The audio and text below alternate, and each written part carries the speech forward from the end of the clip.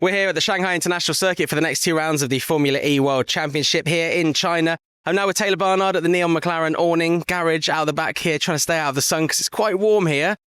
Do you come into this weekend disappointed with what happened in Tokyo despite getting that podium? A little bit. Yeah, but it's nice to be here, nice to start a new weekend. I think looking back on Tokyo, we took a podium in the rain, which was not really one of our strong points. So to take that away was positive, and also to know that our performance in the rain is better. And to lose another podium on Sunday was a little bit annoying and frustrating, to be honest. But at least I'm there. I'm still proving what I can do. And if I'm just consistently there, then sometimes it will pay off. When you get knocked out like you did on Sunday, when we were all enjoying watching you battle with Oliver Rowland amongst other people, how do you, as a 20-year-old, kind of get your head around that? Because when I was 20, I would have, I'd have absolutely lost it. Whereas, you've been racing for many, many years now, even though you're 20 years old. I guess you have to sort of manage frustrations, especially, when I think the driver that hit you is something like 18 years older than you. I mean, to be honest, I don't really blame the guy who hit me. I think it was just one of those things that it was everyone was backing up. He got a little bit caught out by it. It's just one of those things that happens in Formula E. It's a bit unfortunate that I was the guy to get taken out. Yeah, I mean, these things happen. And yeah, I mean, Formula E as a championship is very up and down. The consistency is what matters most. And if I can consistently put myself in the best position possible, then of course that's the best thing that I can do. I'll continue to keep doing that. And I'm expecting there to be more moments like that throughout this season. So you've just got to put it behind you and focus on the next weekend. We might potentially have a wet race this weekend, so you've shown that you can do it in the wet. You're 4th in the championship, 4 podiums this year. Given that you did, 3 races last year and you came into this full-time seat for the first time at the start of 2025, how has this matched what you were expecting and where you were expecting to be? My expectations were some points will do and maybe a podium.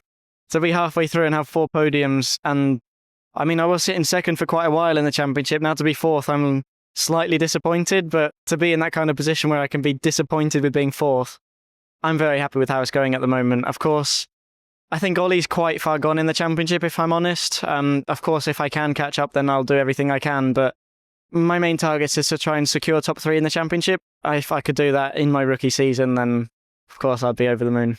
Now, normal people would probably look at Ollie's lead at the moment, before the weekend, 77 points. And that's over Antonio, you're down in 4th. They'd look at that and go, well, that's decided. I'm basically racing for 2nd. But how do you view it, as a driver? I'm sure until there's a mathematical chance you can't win it, that's your focus, right? Formula E is so up and down, and you have no idea what's going to happen every weekend. Just keep your head down. To be honest, I'm not even going to look at the championship at all until Berlin. Of course, to know where I am and what I could get and whatever would be nice, but in terms of fighting for a championship, it's never over until the last second. So, of course, I'll keep my head down, try and score some more podiums and hopefully a win this weekend. That would be nice. It would be nice. You're obviously racing against Ollie Rowland quite a lot. You go way back. Can you just give us an insight into your relationship? Yeah, of course. So I've known Ollie for, it's pushing 10 years now. So half your life, you've known Ollie? Yeah, half my life.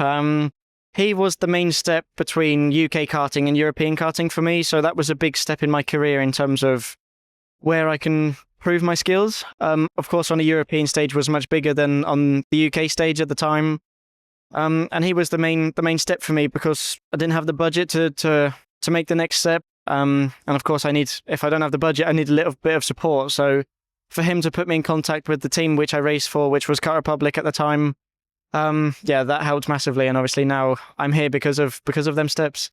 What kind of conversations do you and him have now? Because obviously you are racing together. We've seen some nice little battles already this season. I'm sure we'll see more. You are on different teams. You are racing for yourselves now, but there must be some kind of conversation going on between you two. Yeah, of course. I mean, we talk about general life and just different stuff, but in terms of racing on track, I think we both have the same mentality that is the helmets are on, the gloves are off, and, you fight wheel to wheel as hard as you possibly can. Now, we spoke for the first time maybe about a year ago, actually, when you stood in for Sam Bird. You've now had that year's experience driving in Formula E. It's a huge step up. It's a lot more exposure. It's a lot more doing things like what we're doing now. What's changed the most about you in that time, do you think? I'm a little bit more confident in front of a camera. I feel like I'm able to answer the questions a bit better than what I could before. Other than that, I'm the same guy. I have a little bit more confidence in myself, in terms of on track and off track as well, to be honest. But other than that, I'm still the same guy. Do you kind of get annoyed by all the accolades of, I know accolades are something you don't normally get annoyed by, but the youngest pole sitter, the youngest person to start a race, the youngest person to get a fastest lap probably, like, does that kind of thing bother you? Because obviously if and when you win a race, you're going to become the youngest race winner, you would hope, if it's soon. Does that really factor into your thoughts much? Not really. I mean, if I can be annoyed by these kind of things, then that means I'm doing quite a good job. So as far as I'm concerned, you can keep annoying me. That's perfectly fine. But it doesn't bother me. I don't think about it. I just turn up every weekend and just try to do the best job that I can. And if I can have all of these accolades and all of these things at the end of it, then obviously I'm quite happy. Of course. You do a lot of sim work. We know you like sim racing as well when you get the chance. Yeah. What do you make of the track here in Shanghai? You didn't get a chance to race here last year. Sam Bird was back in the car. But what do you make of this track we're racing on this weekend? It's very high speed. In terms of the race, it's going to look quite like Misano, I think, because there's lots of long straights. The leader's not going to want to lead. He's going to lift super early. You're going to have the same pack style racing, I think. In terms of a push lap, high speed, heavy braking, it should be good for our car. But I said that in Monaco, and the free practices were a big struggle. So I think I'll keep my opinions a little bit reserved in that aspect. But I think it's the same as any other weekend. Tokyo was supposed to be one of our weaker weekends, and I should have been on the podium twice. So I'll keep my opinions reserved. I'll just do the best that I can. I've done my homework. So, yeah, of course, I'll give it my all. And of course, actually, for McLaren, I think you won a sprint race at Monaco, didn't you? Back in F2? Yeah, I did, yeah. So that's, you won on the streets of Monaco. It's pretty impressive. We've seen Lando win on the streets of Monaco. We saw Alex Dunn get a pole position in Monaco and then have a small incident there. It must be kind of nice to be able to be in that club along with some people that you're associated with McLaren. Yeah, definitely. I mean, to win on the streets of Monaco was pretty cool. I'd like to do it in a World Championship. That would be a little bit cooler.